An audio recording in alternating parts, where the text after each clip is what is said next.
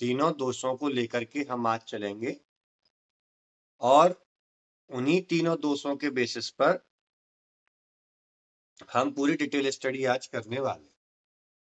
देखिए, अष्टांग हृदय के 6वें श्लोक में, अष्टामी अध्याय के 6वें श्लोक में एक पॉइंट आता है कि वायु पित्तम कपश्योत त्रयोदोषो समासता करके आता है। इसका अर्थ है कि हमारी बॉडी में 3 ऐसी चीजें हैं जिनको साम्य अवस्था में रखना बहुत आवश्यक है। वो हमारे स्वास्थ्य के लिए भी रिस्पॉन्सिबल हैं, वो हमारी बॉडी को एक बैलेंस में रखने के लिए बहुत ज्यादा जरूरी है, जिसमें से वात, पित्त, कफ, इन 3 चीजों को हम लेकर के चलते हैं। और इन्हीं 3 चीजों के बारे में सभी आचार्यों ने, चाहे वो चरक हो, चाहे सुश्रुत हो, चाहे कोई भी हो, उन्होंने कहा है कि इन 3 चीजों पे आपको बहुत ज्यादा फोकस करना है, क्योंकि यही 3 चीजें जब हमारी बॉडी में सप्त धातुओं से जाकर के मिलती हैं तब उनको दूषित करेंगी। यही 3 चीजें हमारे मलों से जाकर के मिलती हैं तो उनको दूषित करेंगी। मतलब दूषित करने का काम इन्हीं 3 चीजों का है। तो विशेषकर इन 3 चीजों को आप समझना शुरू कीजिए, जिसके बारे में 7वें श्लोक में फिर से कहते हैं कि ये जब विकृत अवस्था में हमारी बॉडी में होते हैं तो ये हमारे शरीर का नाश करने का कार्य करते हैं। जैसे फॉर एग्जाम्पल, कोई भी हमारी बॉडी की फिजियोलॉजी है। हमारे लिवर का काम क्या है?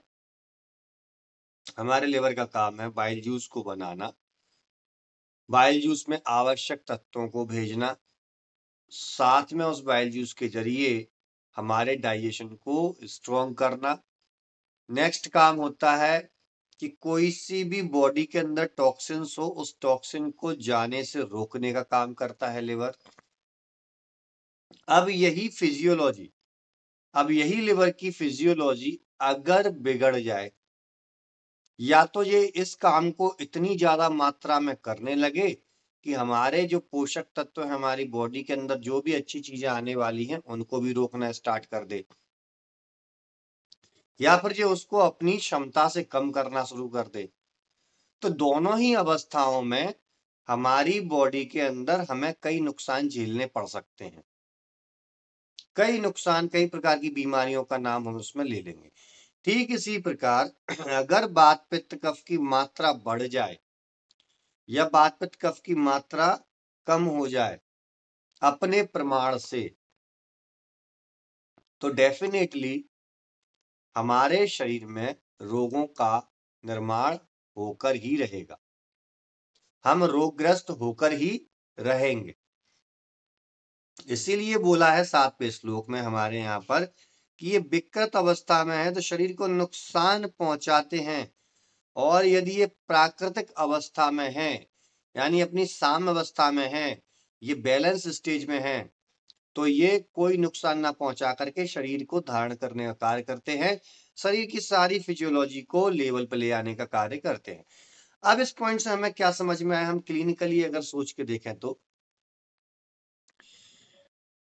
आचार्य चरक ने भी चरक संहिता में बोला है कि आप रोग का नाम नहीं दे सकते, आप किसी भी प्रकार के रोग को पूर्ण रूप से नाम नहीं दे सकते। समय समय पर नए नए रोग आएंगे और उन नए नए रोगों की वजह से कई लोगों की मृत्युआं होंगी। आप अगर उन रोगों का नाम देने में व्यर्थ, जैसे फॉर एग्जाम्पल कोविड का नाम देने में ही लोग व्यस्त ज्यादा रहे, उसके अंदर क्या चल रहा था ये किसी ने नहीं देखा।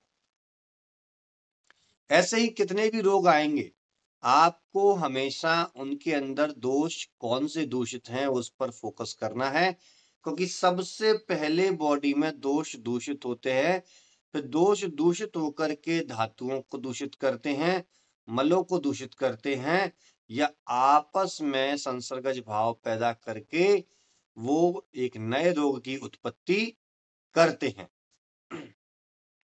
जिसकी वजह से रोगी को जो मैंने कल पढ़ाया था कि व्याधि क्या होती है, तो मैंने बोला था तद दुख संयोगा व्याधि उच्यन्ते, तद दुख संयोगा व्याधि उच्यन्ते, अर्थात जिस चीज की वजह से आपको दुख की प्राप्ति हो रही है उसी को हम व्याधि कहते हैं, चाहे वो मेंटल लेवल पे हो, चाहे फिजिकल लेवल पे, चाहे मेंटल डिसऑर्डर के लेवल पे हो, चाहे फिजिकल डिसऑर्डर के लेवल पे हो।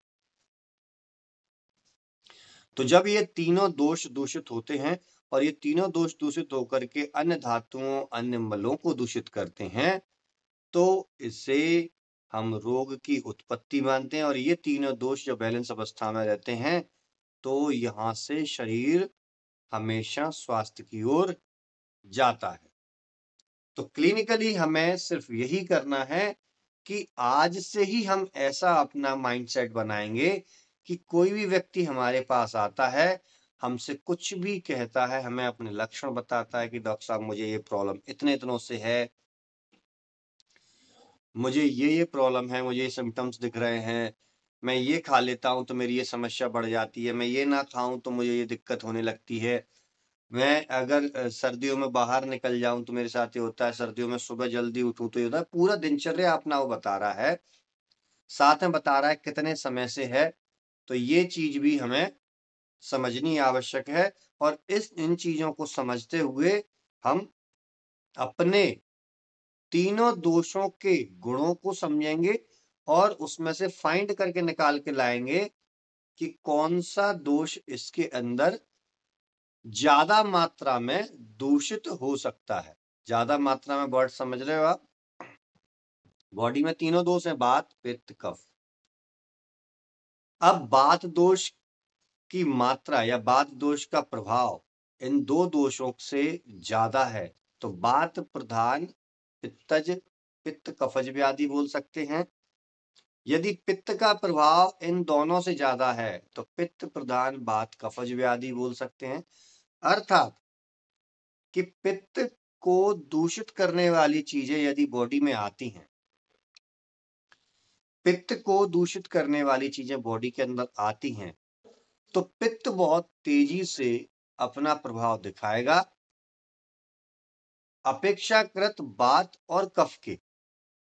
अगर वात प्रधान व्याधि है तो वातज चीजों का सेवन यदि वो करता है तो बहुत फास्ट वे में वात के लक्षण निकल के आएंगे पित्त और कफ की अपेक्षा।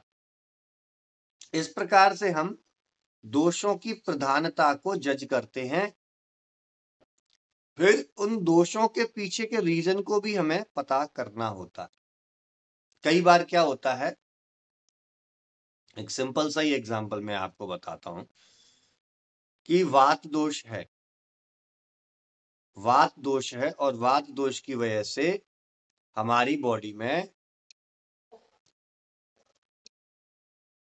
चलिए यहां पर मैं व्हाइट बोर्ड पर इसको लेकर के आया हूं, इस व्हाइट बोर्ड के जरिए उस कंसेप्ट को बताता हूं कि हमारे कई बार ऐसी बॉडी के अंदर ऐसी फिजियोलॉजी या घटनाएं होती हैं जिसकी वजह से क्या होता है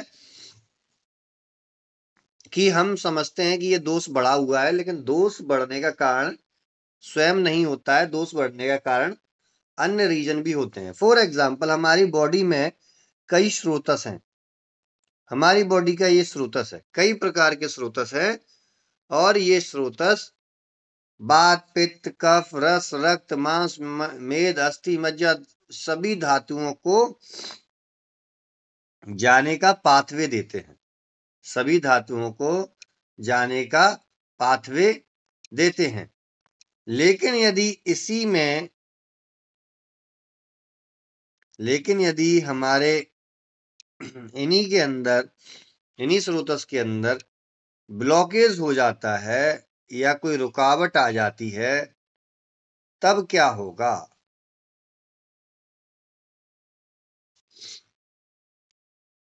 ये ब्लड वेसल्स हो सकती हैं, ये नर्व्स हो सकती हैं, ये इंटेस्टाइन हो सकती है। स्रोतस का हम सिंपली भाषा में अगर अर्थ देखें तो हमने क्या समझा है कि खाली जगह जो होती हैं जिनसे किसी न किसी चीज का आवागमन होता है वो स्रोतस के रूप में हम प्रायः जानते हैं। जो भी सूक्ष्म से सूक्ष्म हो, जिनसे किसी भी चीज का आवागमन हो, खाली जगह हो, वो स्रोतस होते हैं। मतलब एक तरीके से ये पाथवे होते हैं, रास्ते होते हैं किसी भी चीज को निकलने के लिए। अब इस चीज को ये मानिए कि यहां स्क्रीन दिख रही है आपको, व्हाइट बोर्ड अपना दिख रहा है आपको? Yes sir. चलिए, तो यहां पर ये ब्लॉकेज आया, ये वाला, और ये ब्लॉकेज आया। अब ये मानिए कि यहां पर कोई फैक्ट्री है, ये वात दोष की फैक्ट्री है या पित्त या कफ, किसी की भी मान लीजिए। अपन वात दोष का एग्जांपल लेके चलते हैं। वात दोष की फैक्ट्री है। फैक्ट्री का काम क्या होता है? उसको मैन्युफैक्चरिंग करना है। वो वात दोष को बनाए जा रही है, वो तो डेली बनाएगी। वात दोष की फैक्ट्री क्या? पक्वाशय, तत्रापि पक्वाशय विशेषण वात स्थानम, हमने ये पढ़ा हुआ है। तो लगातार पक्वाशय से वात का प्रोडक्शन हो रहा है। वात का प्रोडक्शन होने की वजह से वो वात दूरस्थ स्थानों पर अपने अपने काम को करने के लिए जा रहा है। तो बॉडी के अलग अलग हिस्सों में उसको जाना है, वात का जो काम है वो उसको करना है। तो वात यहां से भी निकला इस स्रोत से और जाकर के यहां पहुंचा। यहां जाकर के पहुंचता है तो उसे क्या पता चलता है कि भाई सामने तो ट्रैफिक आ गया, या सामने किसी ने पहाड़ खड़ा कर दिया, रास्ता ही बंद है, अब मैं कैसे जाऊं? अब यहां से दूसरी जगह जाने के लिए उसके पास रास्ता नहीं है। तो वो क्या करेगा? वो बार बार कोशिश करेगा कि निकलूं, बार बार यहाँ कॉलिजन करेगा, टक्कर देगा, संगठन करेगा, जिस भी लैंग्वेज में हम समझें वो चीज वो करेगा, लेकिन निकलने की कोशिश करेगा। और जब इसकी वजह से वो नहीं निकल पाएगा तो फिर वो क्या करेगा? मरता क्या ना करता, वो वाली कंडीशन है। फिर वो अपना प्रेशर यहां डालेगा, यहां डालेगा, तब भी ना निकल पाए तो फिर वो क्या करेगा? फिर वो वापस आने की कोशिश करेगा। लेकिन सोचिए कि लगातार यहां से प्रोडक्शन हो रहा है, वो जाएगी वायु और वापस भी आने का कार्य करेगी, वापस भी आएगी। क्योंकि ये तो बनाना बंद नहीं करेगा ना, ये तो अपना प्रोडक्शन करेगा। अगर इसने बनाना बंद कर दिया तो फिर राम नाम सत्य है वाली कंडीशन आ सकती है। अब इसी चीज को जो मैंने आपको सिंपली इस डायग्राम में बताया, हम इस चीज को क्या मान के चलते हैं? आप इसको मान लीजिए, चाहे तो ब्लड वेसल्स मान लीजिए, उसके अंदर की फिजियोलॉजी समझ लीजिए, या आप इसको अपनी इंटेस्टाइन मान लीजिए, आंतों को मान लीजिए। यहां मल प्रवृत्ति आपको काफी समय से नहीं हुई है, मल प्रवृत्ति आपको काफी समय से नहीं हुई है। मल एक जगह पे पड़ा हुआ है, डिकेइंग हो रहा है, सड़ रहा है। तो वहां से पक्वाशय और साथ में फ्लैटस पास भी नहीं हो रहा, गैस पास भी नहीं हो रही है आपको। उस कंडीशन में क्या होता है? हमें अर्जेज आते हैं कि फ्रेश होने जाना चाहिए, बट हम जाते हैं तो हमें फ्रेश हम नहीं होते, क्योंकि थोड़ी सी मात्रा में थोड़े से समय के लिए वो फ्लैशेस आते हैं हमारी बॉडी में कि भाई यार हमें अर्जेज आ रहे हैं और हमें फ्रेश होने के लिए आना है, फ्रेश होने के लिए जाते हैं बट जा नहीं पाते। उसके बाद हमारे पेट में चुभन स्टार्ट होने लगती है, सूची तोदबद वेदना होने लगती है, फिर हमें खट्टी डकारें आने लगती हैं और उसके बाद वोमिट भी हो सकती है। तो वायु का प्रतिलोम हुआ कि नहीं हुआ? वायु का प्रतिलोम हुआ कि नहीं हुआ? अब वायु का प्रतिलोम हुआ, जबकि वायु की दिशा क्या है? वायु की दिशा क्या है? वायु की दिशा है अनुलोम गति में वायु अपना कार्य करेगी, अनुलोम गति में वायु अपना कार्य करेगी, लेकिन वो प्रतिलोम दिशा में जा रही है। तो इसी के रूप में, इसी के स्वरूप में हमें एक रोग की उत्पत्ति होते हुए दिखती है। जिसको हम एसिडिटी कह सकते हैं, कुछ भी कह सकते हैं। लेकिन एक्चुअली में देखिए, पक्वाशय से बात की वृद्धि नहीं हुई है। पक्वाशय ने ऐसा नहीं है कि मान लीजिए पहले 100 ग्राम बात दोष बनाया तो आज वो 200 ग्राम बात दोष उतने ही समय में बनाने लगा, नहीं। वो 100 ग्राम बात दोष ही बना रहा है, 100 ग्राम ही बना रहा है।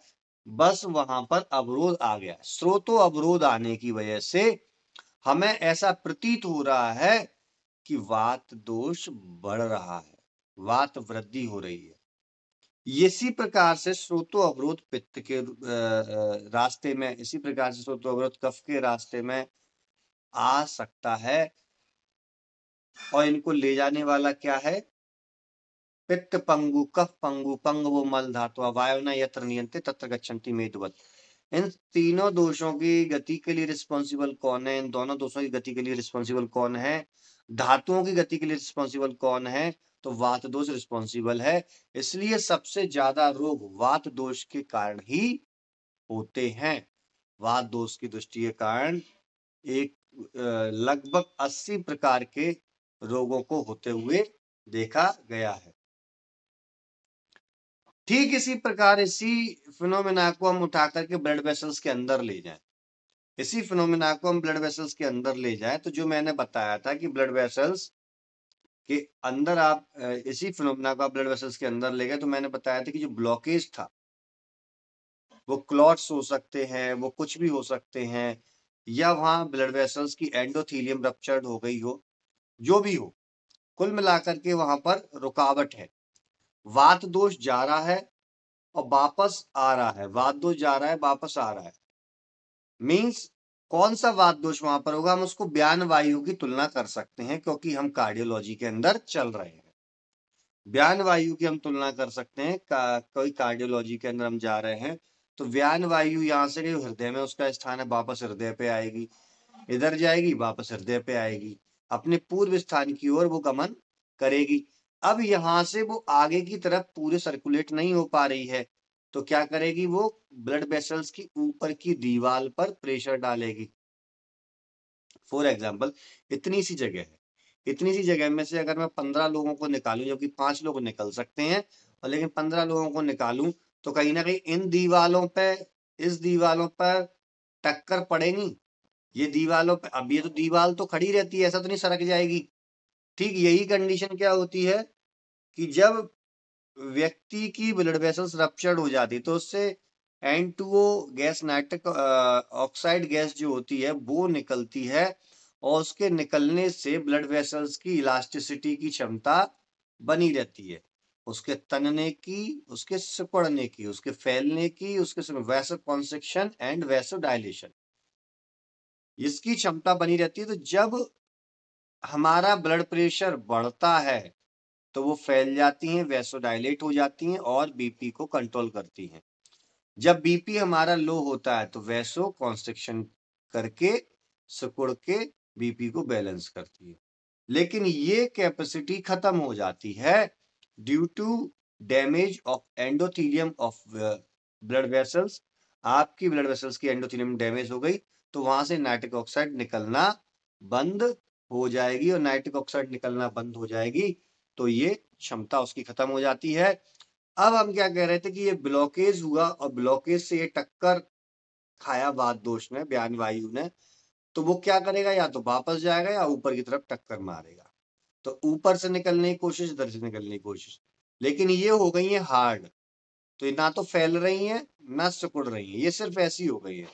अब जो बार बार टक्कर मार रहा है, इसी चीज को तो हम कहते हैं टक्कर, यानी प्रेशर डाल रहा है, इसी चीज को हम बोलते हैं ब्लड प्रेशर। Blood pressure. तो यदि आप उस अवरोध को दूर कर सकें, उस अवरोध को दूर कर सके जिस अवरोध की वजह से बीपी बढ़ रहा है, जिसमें कई रीजन हो सकते हैं, प्लेक बन सकता है, ब्लड प्रेशर रप्चर्ड हो सकती है, कोलेस्ट्रॉल की परत जमा हो सकती है, कुछ भी हो, आप फर्दर डायग्नोसिस के बाद आप उसका अगर ट्रीटमेंट करते हैं तो डेफिनेटली आप बीपी को कुछ समय बाद बिना किसी एलोपैथिक मेडिसिन के कंट्रोल अच्छे तरीके से कर सकते हैं, क्योंकि आयुर्वेद में इसका इलाज है। इसी एग्जाम्पल को आप किसी भी जगह पे आप रख लीजिए, आप हमारे न्यूरोसाइकोटिक डिसऑर्डर्स में रख लीजिए, आपके किसी भी ब्रेन की, अगर ब्रेन या बॉडी की किसी भी नर्व को समझ लीजिए, अगर मेरे ये सर्वाइकल एरिया की जो नर्व है, वहां पर उस नर्व को ब्लड सप्लाई, या ब्लड सप्लाई छोड़िए, उसका सिनेप्टिक क्लेफ्ट है, दो नर्व्स जब जुड़ती हैं तो एक्सॉन और डेंड्रॉन के डेंड्राइट मिलते हैं, बीच में सिनेप्टिक बल्ब होता है, सिनेप्स होते हैं, और यहां से न्यूरोट्रांसमीटर इस नर्व पे आकर के गिरता है, तो हमें बॉडी का एक मैसेज प्राप्त होता है। मान लीजिए मुझे किसी ने यहाँ पर ऐसे काट लिया, ये काटा तो काटने का एक सेंसेशन आएगा, ऐसे चलते हुए सेंसेशन आया, स्नेप्टिक क्लेफ्ट से जंप किया और सीधा दूसरी नर्व से जाकर के ब्रेन को संदेश दे दिया। जिस भी पार्ट को संदेश देना है, ब्रेन ने वापस किया और जंप खाया और जाकर के इस हाथ पे गया, मैंने तुरंत ऐसे अपने हाथ को मूवमेंट में ले आए। तो ये किसकी वजह से हुआ? ये वात दोष की वजह से हुआ। किसी भी चीज की गति के लिए रिस्पॉन्सिबल वात दोष है, तो वात दोष की वजह से हुआ, क्योंकि गति हो रही है यहाँ पर। अब इसी सिनेप्टिक क्लेफ्ट पे या इसी नर्व के अंदर जहां पर कुछ भी प्रोसेस चल रही है नर्व कंडक्शन की, वहां कोई ब्लॉकेज आ जाए, अवरोध हो जाए, एक्सॉन के सोमा पार्ट में कोई भी ग्रेन्यूल्स बड़ी मात्रा में बनने लगे, उस सोमा पार्ट के रास्ते को खत्म कर दें, या वो जो भी पाथवे बनता है एक्सॉन का, उस पाथवे को खत्म कर दें या उसको रोक दें, तो कहते हैं ना कि डॉक्टर साहब इस हाथ से कुछ ज्यादा ताकत नहीं लगती, हम ऐसे पकड़ते हैं ताकत नहीं लगती, उठाते हैं हाथ छूट जाता है, ऐसे बोलते हैं ना कहीं उस नर्व को सप्लाई रुक रही है। तो आपको उस सप्लाई को चालू करना है, तो उस अवरोध को दूर करना होगा। यहाँ पर पूर्ण रूप से वात दोष की चिकित्सा नहीं करेंगे, पूर्ण रूप से वात दोष की यहाँ पर चिकित्सा नहीं करनी है। आपको किसकी चिकित्सा करनी है? वात दोष के शमन को तो करना ही है। फिलहाल पेशेंट आपके पास दर्द लेकर के आ रहा है, पेशेंट अपनी कंप्लेंट लेके आ रहा है, तो उसको सिम्टोमेटिक रिलीफ देने के लिए उस दोष को तो कंट्रोल आप करोगे ही, बट ऐसा नहीं है कि केवल ओनली कंट्रोल ही कंट्रोल पे काम करो, साथ में वो दोष किस वजह से बढ़ा हुआ प्रतीत हो रहा है, उस अवरोध को भी आपको दूर करना है। अवरोध नाशक चिकित्सा आपको करनी है, स्रोतोरोध की चिकित्सा आपको करनी ही पड़ेगी। तो एक बेसिक से मैंने पॉइंट आपको बताया कैसे ये दोष हमारी बॉडी में क्या क्या कर सकते हैं, ओनली वात के बेसिस पर मैंने एग्जांपल आपको दिए। बाकी इसके जो नेक्स्ट लोग आता है उसमें इनके दोषों के बढ़ने का, दोषों के अपने अपने प्रभाव दिखाने का एक टाइम पीरियड बताया है, जो मैं आपको बताता हूं। भोजन के अंत में वात दोष को बढ़ते हुए बताया है, भोजन के अंत में वात दोष को, भोजन के मध्य में जब आप खाना खा रहे हैं तो उस बीच में पित्त दोष को। क्यों? क्योंकि भोजन का पाचन करना है। वात दोष को क्यों बढ़ाया? भोजन का पाचन हो गया तो अब उसका एब्जॉर्प्शन करना है, उसके अंदर जो भी आवश्यक तत्व हैं उन आवश्यक तत्वों को एब्जॉर्ब करवाना है बॉडी के अंदर, सभी आवश्यक तत्वों को, ताकि ब्लड से होते हुए बॉडी का पोषण कर सके। भोजन के प्रारंभ में, भोजन जब हम खाने के लिए तैयार होते हैं तो भोजन के प्रारंभ में हमें क्या करना है? हमें कुछ नहीं करना है, हमारी बॉडी कफ दोष को बढ़ा देगी। क्यों बढ़ाएगी? ताकि बॉडी के अंदर भोजन के आने की तैयारी हो सके, वो चिकना हो सके, मुलायम हो सके, उसकी लुगदी बन सके और वो आसानी से पाचन हो करके हमारी बॉडी में काम कर सके। ऐसे ही दिन में भी उसका टाइम होता है कि सुबह लगभग 6 बजे से 10 बजे तक हमारा कफ का काल होता है, 10 से 2 बजे तक पित्त का, 2 से 6 बजे तक वात का, फिर शाम को 6 से 10 बजे तक कफ का, 10 से 2 बजे तक पित्त का, और 2 से 6 बजे तक सुबह का वात दोष का होता है, इसीलिए इसी समय पर हमें शौच इत्यादि करके तैयार हो जाना चाहिए, क्योंकि वात दोष की अनुलोम गति उस समय बहुत अच्छी होती है। और जैसे ही 6 बजते हैं उसके बाद हर इंसान ऐसे करके खारिश करता रहता है, कफ को निकालता रहता है, खासकर इस सीजन में होता है सभी के साथ, तो ये नेचुरल है। तो इस प्रकार से उन्होंने बताया। अब ये मैं चीज क्यों बता रहा हूँ कि भाई मैंने आपको बता दिया सुबह 6 से 10 कफ बढ़ेगा, 10 से 2 पित्त बढ़ेगा, 2 से 6 वात बढ़ेगा, तो भाई इससे आपको क्या बेनिफिट क्लिनिकली, कैसे रिलेट करोगे? पेशेंट आपके पास आता है, पेशेंट आकर के बताता है कि डॉक्टर साहब स्पेशली संजा के टाइम मेरा दर्द करता है, अपनी गांव की लैंग्वेज में बोलेगा ना कि साहब संजा के टाइम या शाम के टाइम मेरा मूड दर्द करता है। मूड माने सिर, हमारे यहाँ ऐसे ही बोलते हैं पेशेंट, आपके यहाँ शायद ऐसे बोलो सिर में पीर होती है, जो भी अलग अलग है, सिर में दर्द होता है, ये करता है।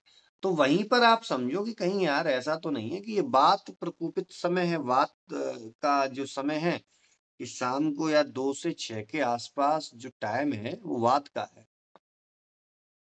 फिर उसकी हिस्ट्री आप लेना स्टार्ट करेंगे यहीं से, वात से संबंधित, फिर अवरोध से संबंधित आप उसकी हिस्ट्री क्वेश्चन आंसरिंग करेंगे। उसने आकर कहा डॉक्टर साहब दोपहर में ऐसा ऐसा होता है, रात को होता है, 10 रात को जैसे 9-10 बजना शुरू हुए तो मेरे सिर में दर्द होना स्टार्ट हुआ, और दर्द होना स्टार्ट और फिर मेरे को उल्टी होती है तो मुझे आराम मिल जाता है। समझ लो भाई पित्त का पित्तज माइग्रेन मुझे इसको लग रहा है, पित्तज शिरोरोग मुझे इसको लग रहा है। अब उसके हिसाब से उसके और क्वेश्चंस आप तैयार कर सकते हैं। ऐसे ही तो हम पेशेंट की हिस्ट्री लेते हैं, हमें कोई ना कोई एक क्लू चाहिए, जैसे एक एडवोकेट को छोटा सा क्लू चाहिए, पुलिस को एक छोटा सा क्लू मिल जाए, या फिर फॉरेंसिक एक्सपर्ट होते हैं उनको छोटा सा क्लू मिल जाए तो वो उस क्लू के सारे कड़ी पकड़ते हैं। सेम यही हमारा काम है, हमें एक क्लू मिलना चाहिए, उस क्लू के सारे हम भी कड़ी से कड़ी मिलाते हुए पेशेंट के अंदर से सारी चीजें निकालने की कोशिश करते हैं। तो ठीक इसी प्रकार जो समय बताया उस समय का भी बहुत महत्व है। हम जब पढ़ते हैं कॉलेज टाइम में तो हम अष्टांग हृदय हमने सूत्र स्थान उठाया, उसमें कहा यार ये सुबह दोपहर शाम ये बात पित्त कफ के टाइम को बताने की कोशिश क्यों कर रहा है, कौन सा हमें इनसे मीटिंग करने के लिए जाना है, ऐसा बोल के उन चीजों को लाइटली ले लेते हैं। लेकिन प्रैक्टिस में बहुत ये चीजें काम आती हैं, बहुत काम आती है। फिर इसके स्थान भी बताए हैं हमारे आचार्यों ने कि भाई नाभि के नीचे बात है। अभी हम केवल भागवत जी की बात करेंगे, चरक पर चलेंगे तो चरक जी की भी बात हम करते हुए चलेंगे। नाभि के नीचे का हिस्सा जो है वो वात दोष का होता है। हृदय और नाभि के बीच का, सॉरी नाभि के नीचे का वात और हृदय और नाभि के बीच का जो हिस्सा है वो पित्त का है। और नाभि हृदय से ऊपर का जो भाग का हिस्सा है यानी हमारी चेस्ट, हमारा गला, हमारा सिर, इसमें प्रधानता, ऐसा नहीं है कि इसमें वात और पित्त नहीं मिलेंगे, इनके अंदर प्रधानता होगी कफ की, और जो अन्य मैंने जगह बताई उनमें प्रधानता होगी वात और पित्त की, बट कफ भी और वात भी वहां पर होगा, और वात वाले स्थान पर कफ और पित्त भी उपस्थित होगा। लेकिन जो जिसका घर है वहां पर उसका दबदबा बना रहेगा। इन स्थानों की वजह से भी आप अंदाजा लगा सकते हैं कि कौन सा दोष अनुलोम दिशा में है, कौन सा प्रतिलोम दिशा में है, किस स्थान में व्याधि हो रही है। तो हमें सबसे पहले सिद्धांत भी आता है, जिसके स्थान में व्याधि हो रही हो पहले उस स्थान की चिकित्सा करो, बाद में अन्य दोष की चिकित्सा आप कीजिए, आपको रिजल्ट मिलना स्टार्ट हो जाएंगे। अब इन दोषों का अलग अलग प्रकार से हमारी अग्नि पर क्या प्रभाव पड़ता है। देखो अग्नि हमारे शरीर का सबसे महत्वपूर्ण भाग है। कल मैंने काय चिकित्सा जो हमारा पार्ट है हमारे अष्टांग का, काय वाल ग्रह ऊर्ध्वांग जरा दृष्टा प्रशांत करके जो है, तो उसमें जो काय पार्ट है उसके ऊपर मैंने कल बताया था डिटेल में। काय माने देह भी होता है, काय मीन्स अग्नि भी होता है। तो हमें इस देह यानी इस शरीर की रक्षा करनी है, साथ में इस अग्नि की भी रक्षा करनी है, क्योंकि अग्नि व्यापार से ही सारी चीजों की उत्पत्ति होती है। अब इसी अग्नि के साथ यदि दोषों का संयोग हो जाए तो क्या कंडीशन होगी? तो समझिए कि अगर अग्नि के साथ वात का संयोग हो जाए तो आप एक दीपक जलाइए, दीपक को जला के हवा के सामने रख दीजिए, क्या होगा? कभी तो एकदम तेज जलेगा, कभी एकदम बुझने की कंडीशन में आएगी, कभी बुझ भी सकता है। मतलब उसका कोई निश्चित नहीं है। कभी इधर लहराएगी ज्योति, कभी इधर लहराएगी ज्योति, कभी इधर लहराएगी तो कभी इधर लहराएगी। यानी आग कभी इधर लहराएगी तेज चलने पर, कभी इधर लहराएगी, कभी इधर, कभी इधर। तो ये लग रहा है हमें कि विषम अवस्था में चली गई है, बिन पैंदी का लोटा हो गई है ये अग्नि। कभी तो बढ़ जाती है, कभी कम हो जाती है। तो ये वात दोष के कारण होता है। कभी तो मुझे भूख सही लगने लगती है डॉक्टर साहब, कभी ऐसा लगता है कि भूख ही नहीं है। कभी तो पेट सही साफ होता है डॉक्टर साहब, कभी तो ऐसा लगता है कि पेट साफ हो ही नहीं रहा। 2-3 दिन ठीक रहता हूँ डॉक्टर साहब, लेकिन 2-3 दिन बाद खट्टी डकारें आना शुरू हो जाती हैं, गले में जलन स्टार्ट हो जाती है। आप जो डिटेल पता करोगे तो अगर आप डिटेल पता नहीं करोगे तो आपको लगेगा कि यार इसको तो एसिडिटी की समस्या, पित्त बढ़ गया। लेकिन आप ये पता करोगे, उसको डिटेल में सुनोगे तो आपको समझ में आएगा पित्त नहीं बढ़ा है, बात का प्रतिलोम होने लगा, प्रतिलोम होने लगा। तो वायु का अनुलोम कर दीजिए, पित्त आगे की तरफ अपने आप बढ़ जाएगा। वो हमारे अमाशय से, पित्ताशय से, अमाशय से होते पक्वाशय तक जाते हुए सीधे विरेचन के रास्ते बाहर निकल जाएगा, तो वैसे ही ठीक हो जाएगा। ठीक इसी प्रकार जब अग्नि से पित्त का संयोग होता है तो तीक्ष्ण अग्नि होती है। तीक्ष्ण अग्नि, तीक्ष्ण अग्नि क्या करेगी? तीक्ष्ण अग्नि करेगी, मैं आया, मैंने खाना खाया, खाना खाने के कुछ देर बाद फिर से मुझे फिर भूख लगने लगी। मैं आया, फिर मैंने खाना खाया, कुछ देर बाद मुझे भूख लगने लगी। बट मैं इतना सारा खा रहा हूं लेकिन शरीर पनप क्यों नहीं रहा है मेरा? मैं इतना सारा खा रहा हूं, मेरा वजन क्यों नहीं बढ़ रहा है डॉक्टर साहब? डॉक्टर साहब मुझे दिन में 10 बार मैं खाना खा लेता हूँ, मैं आपसे ज्यादा खाता हूँ, मेरे से ज्यादा तो कोई पहलवान भी नहीं खा सकता, बट मेरा शरीर ऐसा होता जा रहा दिन ब दिन। That is called tikshnagni due to pitta dosha. पित्त दोष के बढ़ने के कारण ये तीक्ष्ण अग्नि है। इसी कंसेप्ट से मिलती हुई एक डिजीज होती है जिसको बोलते हैं हाइपरथायरॉइडिज्म। हाइपरथायरॉइडिज्म इससे रिलेटेड डिजीज है। वैस्टिंग भी इसको बोलते हैं। कई प्रकार की डिजीजों में ऐसे लक्षण मिलते हैं, तो उसको आप तीक्ष्ण अग्नि से रिलेट कर सकते हैं। फिर आता है आपका कफ दोष। अगर कफ दोष मिल जाए किससे? अग्नि से, तो क्या होगा? अब समझिए, कफ को हम जल धातु के ज्यादा रिलेट करके चलते हैं कि जल धातु जैसा ही हो सकता है, कि जल धातु शीतल होती है, लिक्विड फॉर्म में होती है, जो भी है लगभग सेम लक्षण मिलते हैं, सांद्र होती है। तो आपने अग्नि जलाई,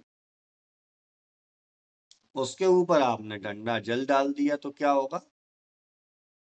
देखो, अगर अग्नि बहुत ज्यादा मात्रा में है और जल कम मात्रा में है तो अग्नि मंद पड़ जाएगी, कम हो जाएगी।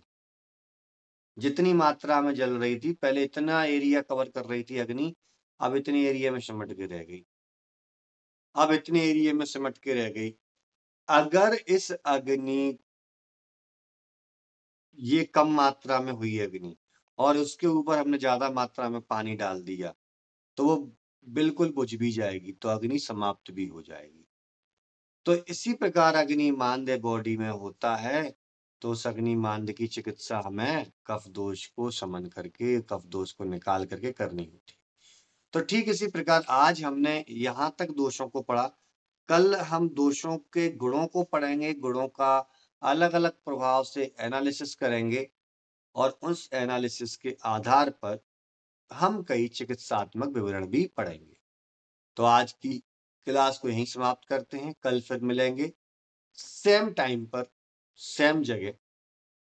तो आप जुड़े रहिए और अपने आसपास के काफी दोस्तों को भी बताइए कि ऐसा ऐसा चल रहा है, कोई फीस नहीं है इसकी, तो लाभ उठाएं, चाहे आप सक्षम हो पैसे देने में या ना हो, किसी भी प्रकार की बाउंडेशन नहीं है। जितना ज्ञान है, उतना ज्ञान लीजिए, उसको अप्लाई कीजिए और आगे बढ़िए। नमस्कार।